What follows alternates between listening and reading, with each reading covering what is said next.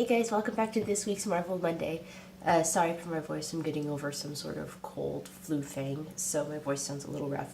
And I also look kind of crazy because I was actually getting ready to go to bed. My roommate decided to go out with a friend tonight, so I decided I was going to film a video for you guys real quick while she wasn't here. So yeah, let's get into it. So today we're going to talk about Netflix Marvel Daredevil Season 1, Episode 3, A Rabbit in a Snowstorm. So I'll give a summary of the episode, but it's recommended that you watch the episode before you watch this video. Also, all thoughts are my own, so feel free to think differently. There's no right or wrong answer with these types of things. Also, all thoughts are my own, so feel free to think what you want. There's no right or wrong. Also, all thoughts are my own, so feel free to think differently. There's no right or wrong answer with this types of thing. Alright, let's get into the summary. A mysterious businessman shows up at Nelson and Murdoch and requests that they take on a case for his client. The case involves a man brutally murdering another man in a bowling alley. Upon questioning the man accused of the murder, Matt and Foggy find that the case seems a very difficult one for them to prove the man's innocence. The jury finds their client innocent, despite overwhelming evidence against him, and Matt decides to take matter into his own hands as the devil of Hell's Kitchen. Karen begins to deal with the repercussions of her actions with exposing Union Allied. The corporation's lawyers threaten to sue her if she doesn't sign another non-disclosure agreement. We also meet Ben Urich, an investigative journalist who is struggling to publish accurate articles about organized crime and take care of his sick wife with very little funds. The episode ends with a man looking at a painting called Rabbit in a Snowstorm. So, thoughts on the episode. Like I said earlier, I'm getting over a cold, and I decided to impromptu film this video, so I didn't get to dig in super deep into it. So sorry, this week's episode's probably not going to be the greatest, but... So, first of all, the fight scene in the beginning of this episode is just plain brutal. Like, I don't get it, to be honest. I don't get why it's so... It just seems significantly more intense and gorier than a lot of the other fight scenes there are. Like, yes, there's a lot of blood and gore in this series, yeah, but for some reason, this episode in particular seems... And the next one, too, is pretty gross. The first time I tried to watch this series, I gave up after, like, halfway through this episode because I couldn't stand the gore. I just couldn't. It was too much for me, so I stopped it. I think it took me like 2 or 3 tries to get past this episode in order to be able to finish the series. I just don't get it. It just seems like a little, like, unnecessary, you know? I just don't like it. The characterization throughout this episode is really good, too. We get to meet a whole bunch of new characters and to see a little more into some current ones like Wesley and a little bit more of Leland, not really. We get to meet Ben Urich, the journalist, and then we also get to meet the lady who runs the Metro General Hospital, which is where Claire works. She's the nurse that the lady references and says sick with who knows what. She was talking about Claire. And the scene with Urich and the man at the dock, I don't know the man's name.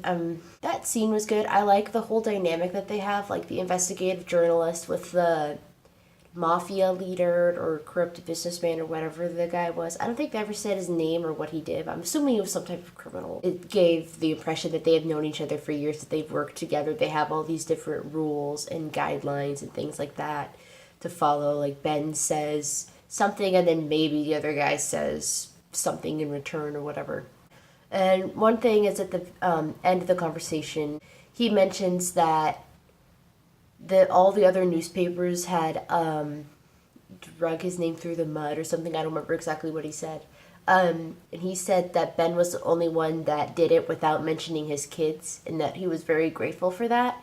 So that one line does a very good job of humanizing him. So just, if we didn't have that line, he would just be some sort of sleazy scumbag criminal who was, you know, using reporters and good people to get what he wants and probably evade police or, you know, getting caught or things like that. But when you hear something like that, it tells you that, oh, one, this guy was caught because people are publishing newspapers about it. 2, this guy is pretty well known and the story was big because he said newspapers, so that means plural.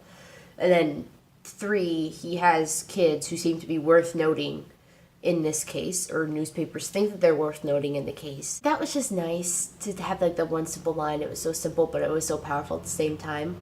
And then even at the very end, he even tells Yurik to just step away from the story, like to not get involved. He says that some fights will just get you bloody. Another humanizing technique or whatever. He obviously cares for Yurik to some level to warn him, like, hey, you don't want to get into this. You know, it could get bad or whatever. You just need to get out. So, and on a lighthearted note, Wesley, one of my favorite characters, shows up again. Yay, Wesley! I like his entrance. Just something about it just makes me laugh. And then that whole entire scene with him and Foggy and Matt was really interesting because you have all these different dynamics and things like that. Like Foggy's trying to get Matt to go along with it. Matt's having none of it, and Wesley is just there to try to get them to take the case. So they all have like kind of different alternatives, and it's really funny. I think I saw a meme of like Wesley where it was like, "Hi, I'm here to ruin everything" or something. And I just feel like if someone asked you who James Wesley was, you just show them that meme, that would accurately summarize who he is. It's also really scary how, one thing that's kind of scary about Wesley and then gives you more insight into who kind of Wesley is and who his employer is, who's still kind of unknown at this point, is that he knows a lot of things. Maybe some things you're kind of questioning, like, how did he get that information? Like, he knows where Matt and Foggy went to school. He knows where they interned at. He knows, like, what level they graduated at, like, summa cum laude and cum laude or something like that. I don't know what it is.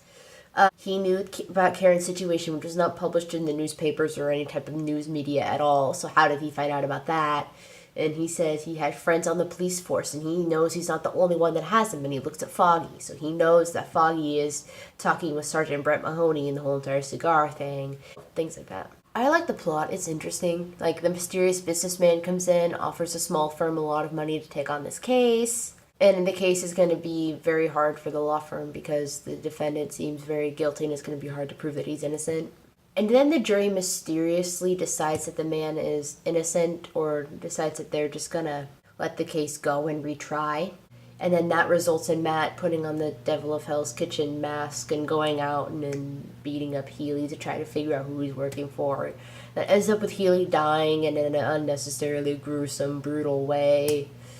And another unnecessary gory. I just don't get it. I mean, it like makes sense in the context of it, but I just don't get why it had to be so gross.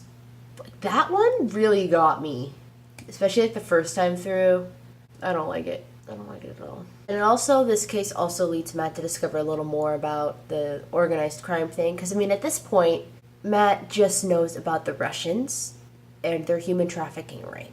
And that's basically all that he knows. Maybe he has some idea that there's some type of bigger, idea at play, but really he doesn't know anything other than, well, in the Union Allied. He knows about the Russians and the Union Allied. He doesn't know about anything else. But we as an audience know more. Like, that the Russians and the Chinese and the Japanese and whoever Wesley's employer is, they're all working together for one goal. Wesley shows up in all of these, so it's getting Matt to think a little more about these. And in regards to the cinematography, the only thing that really stood out to me was that they changed the visuals for when Matt does his super hearing thing.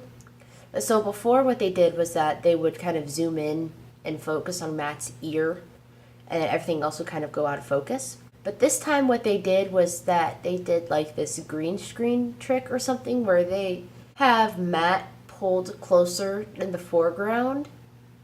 It's not really quite putting the things in the background out of focus. But it's just enough to make you realize that they're different. I don't really know entirely what they did. I think they pulled him, I don't know. I don't really know what they did. I think something with like a green screen and like foreground and background stuff. They did something like that.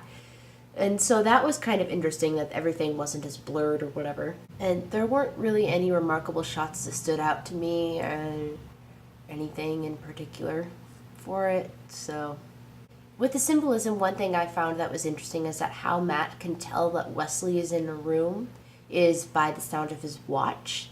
Normally Matt listens to like a person's heartbeat or breathing or things like that, not anything mechanical like a watch. But for some reason with Wesley he does. He picks up the watch. He doesn't pick up a heartbeat or breathing or anything. He just zones in on the watch. So I feel like this could imply that Wesley doesn't have a heart, or he could be like steady and unwavering, because the heartbeat can, increase or decrease when needed. A watch will, or a machine, if you will stay at the same rate and not change, be steady and unwavering. So I feel like that is an auditory way to showcase a little more of Wesley and who he is as a person. And there's also a lot of obvious nods to Matt's actions as the devil of Hell's Kitchen, particularly with Healy, the assassin/defendant. When he says he's going to rely on the judicial system, he looks at Matt and smiles, and that implies that he knows a little bit about Matt being the devil of Hell's Kitchen, possibly, and that he could consider that part of the judicial system. And then he also says that attorney-client privilege is like going to church, and looks at Matt and smiles again. So that's a reference to, in the first episode, when we meet adult Matt for the first time, he's in confessional asking forgiveness for an act he's about to commit. Well, Fisk's name is revealed right before Healy dies, and then we see that man at the end looking at the painting called Rabbit in a Snowstorm. And then the art curator lady comes up and they have a little conversation. If you have not seen the rest of Daredevil, I won't spoil things for you, but you're going to want to remember that interaction. For those of you who have seen Daredevil series all the way through, you know the significance of that interaction. So I won't get into that, but that'll be just like a little teaser for weeks to come. Final thoughts. I don't really like the episode. It's not my favorite. It took me 2 or 3 times to get past this episode so I could watch the series.